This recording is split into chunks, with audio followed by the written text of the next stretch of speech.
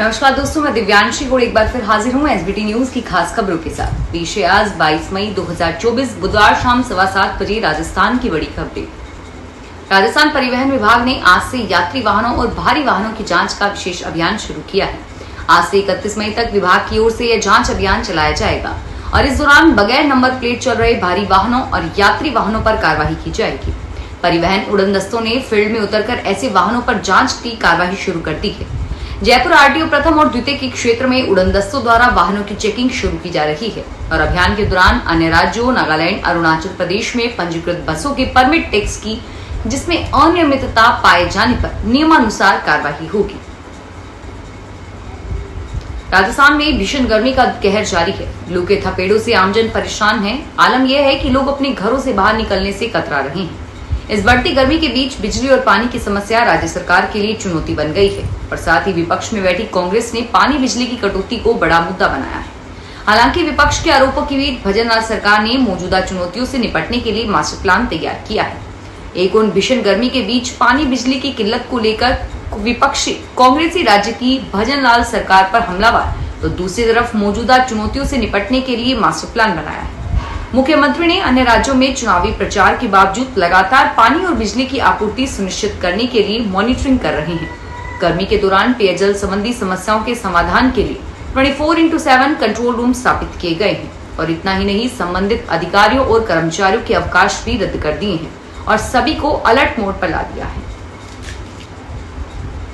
राजस्थान में 2 दिन के नवजात बच्चे को अज्ञात महिला ने चुरा लिया। कांकरोली स्थित कमला नेहरू हॉस्पिटल में आज सुबह 9 बजे के करीब अज्ञात महिलाओं ने प्रसूति वार्ड से नवजात बच्चे को चुरा लिया और वह अज्ञात महिला हॉस्पिटल की कर्मचारी बनकर आई और बच्चे को ले गई। इस घटना के बाद हॉस्पिटल में हड़कंप मच गया और महिला का वहां रो रो कर बुरा हाल है। सूचना के बाद राजसमंद पुलिस उप अधीक्षक विवेक सिंह और पुलिस थाना इंचार्ज हनुमंत सिंह योगेश चौहान मई जाब्ते के साथ कमला नेहरू हॉस्पिटल पहुंचे।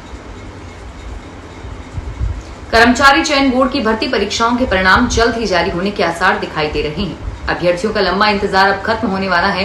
भर्ती प्रक्रिया को लेकर चुनाव आयोग ने 7 भर्तियों के परिणाम सहित अन्य सभी परिणामों को जारी करने की अनुमति दे दी है। इस आदेश से युवा बेरोजगारों को बहुत राहत मिलेगी। बोर्ड की इन 7 भर्तियों में 7 लाख अभ्यर्थी शामिल हुए हैं। माना जा रहा है कि मई महीने तक ही परिणाम जारी करने की प्रक्रिया शुरू कर दी जाएगी। बेरोजगार अभ्यर्थी मतदान की प्रक्रिया पूरी होने के बाद से लगातार परिणाम जारी करने की मांग कर रहे हैं। राजस्थान सरकार द्वारा महिलाओं के लिए आंगनबाड़ी और स्कूलों में निःशुल्क सप्लाई किए जाने वाले सैनिटरी नैपकिन की कालाबाजारी का मामला सामने आया है। पुलिस ने राजस्थान से नोएडा जा रहे करीब 1.5 लाख से ज्यादा सैनिटरी नैपकिन ट्रक से बरामद किए, जिन्हें नोएडा में सप्लाई किया जाना था। बताया जा रहा है कि इन नैपकिन को सिर्फ राजस्थान में सप्लाई के लिए बनाया गया था। जोधपुर के थानाधिकारी मोहम्मद सफीक खान ने बताया कि इंस्पेक्टर लीलाधर जाट ने थाने में इसकी रिपोर्ट दर्ज करवाई है। भरतपुर के पूर्व राज परिवार के सदस्य और पूर्व मंत्री विश्वेंद्र सिंह का पत्नी दिव्या सिंह और अनिरुद्ध से विवाह गहराता जा रहा है। दोनों के बीच आरोप प्रत्यारोप का दारी जारी है।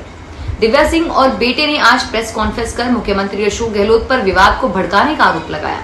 उन्होंने कहा कि राज परिवार में विवाद के मामले से सीएस ने घी छिड़का है।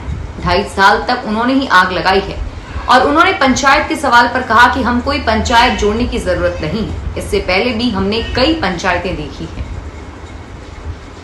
राजस्थान में नया शैक्षणिक सत्र शुरू होने से पहले ही शिक्षा विभाग एक्टिव मोड में आ गया है। प्राइवेट स्कूलों को निर्देश देने के बाद अब शिक्षा विभाग ने सरकारी स्कूलों के लिए भी गाइडलाइन जारी की है।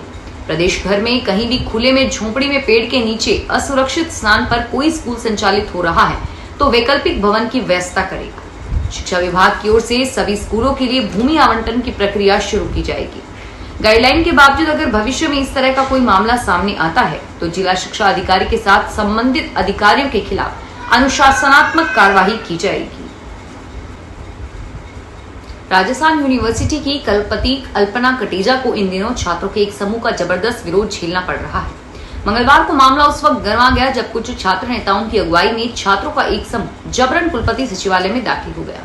यह समूह यूनिवर्सिटी के पीएचडी एंट्रेंस प्रक्रिया में कथित धांधली का विरोध जता रहे थे। छात्र नेताओं का कहना है कि यूनिवर्सिटी प्रशासन और उनके अधिकारी नियमों के विपरीत जाकर चहेतों को फायदा पहुंचा रहे हैं। विरोध प्रदर्शन के दौरान उस वक्त ज्यादा हंगामा हुआ जब कुलपति अल्पना कटेजा अपने कक्ष से बाहर निकली। पश्चिम मध्य रेलवे के कोटा मंडल सहित तीनों मंडलों के अधिकारियों को रेलवे बोर्ड की ओर से दिए गए सभी लक्ष्यों को समय पर पूरा करने के निर्देश दिए गए हैं। पश्चिम मध्य रेलवे की महाप्रबंधक शोभना बंदोपाध्याय की अध्यक्षता में मंगलवार को संपन्न हुई बैठक में मेजर स्टेशन रिवॉल्टमेंटन, लोडिंग, कैपिटल एक्सपेंडिचर, रेल मदद, संरचनात्मक कार्य जैसे अनेक विषयों पर विचार विमर्श किया गया और इसके साथ ही गति सीमा में वृद्धि और रेलगाड़ियों के सुरक्षित परिसंचालन पर जोर दिया गया। कोटपुतली बहरोड जिले के 3 प्राथमिक स्वास्थ्य केंद्रों पर मुख्यमंत्री निशुल्क दवा योजना में लाखों रुपए का घोटाला सामने आया है। इस मामले में शाहजहांपुरा के ब्लॉक सीएमएचओ से संबंधित एनजीओ को दवाई की वसूली राशि 9,72,840 रुपए 3 दिन में राजकोष में जमा कराने के आदेश दिए हैं।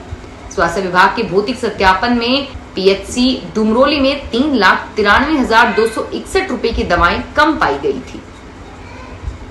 राजस्थान माध्यमिक शिक्षा बोर्ड द्वारा कक्षा 10वीं बोर्ड परीक्षा 2024 के परिणाम जल्द जारी करने की उम्मीद है। राजस्थान बोर्ड कक्षा 10वीं के नतीजे इस मई माह के अंत में जारी किए जाने की संभावना है। गर्मी का पारा 42 डिग्री को पार गया है। गर्म हवा के थपेड़ों से हर कोई परेशान है। गर्मी की वजह से जीव जंतु दम तोड़ने लगे हैं। डूंगरपुर में तेज धूप से झुलसकर चमगादड़ों की मौत होने लगी है। शहर के एक पुस्तकालय पर 300 चमगादड़ों की गर्मी से मौत हो गई और वहीं चमगादड़ों के शव सड़ने से संक्रमण फैलने की आशंका बनी हुई है। जिले में भीषण गर्मी और लू चलने से आम जीवन बेहाल है। राजस्थान में कोटा के जिला कलेक्टर डॉक्टर रविंद्र गोस्वामी ने अधिकारियों को ग्रामीणों की बिजली पानी की समस्याओं को प्राथमिकता से हल करने के निर्देश दिए हैं। गोस्वामी ने जिले की खैराबाद पंचायत समिति के हीरिया खेड़ी गाँव में मंगलवार की रात चौपाल के दौरान जन सुनवाई करते हुए अधिकारियों को समस्याओं के निस्तारण के लिए निर्देश दिए, जिसमें उन्होंने बिजली व पानी से जुड़ी समस्याओं को प्राथमिकता के साथ हल करने को कहा।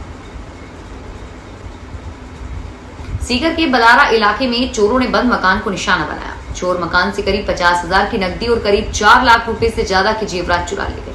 अब पुलिस चोरों की तलाश में जुटी है। बलारा थाना इलाके के बीतसर निवासी अमरचंद ने पुलिस रिपोर्ट देकर बताया कि वह काम के सिलसिले में बाहर रहते थे। ऐसे में उनके गांव का मकान बंद रहता है। मकान के ताले टूटे देख परिवार के लोगों ने उन्हें सूचना दी और अब जब गांव आके देखा तो 50,000 रुपए नकद और 5 तोला सोने के जेवरात गायब थे। फिलहाल पुलिस ने मौके का मुआयना कर चोरों की तलाश शुरू कर दी है। उत्तर पश्चिमी रेलवे के जोधपुर मंडल कार्यालय में कर्मचारियों ने मंडल रेल प्रबंधक कार्यालय में प्रदर्शन किया और डीआरएम से कूलर और एसी लगाने की मांग की। कर्मचारियों का कहना है कि भीषण गर्मी में कार्यालयों में कूलर और एसी खराब पड़े। इसको लेकर डीआरएम को अवगत करवाने के बाद भी कोई व्यवस्था नहीं। इस पर डीआरएम पंकज कुमार ने सोमवार तक व्यवस्थाओं का आश्वासन दिया। कार्यालय के कर्मचारी लंबे समय से इस समस्या से जूझ रहे हैं और इन दिनों गर्मी तेज होने से कार्यालय में बिना कूलर के काम करना मुश्किल हो गया है। फिलहाल इस बुलेटिन में इतना ही और फिर हाजिर होंगे तमाम बड़ी खबरों के साथ। धन्यवाद।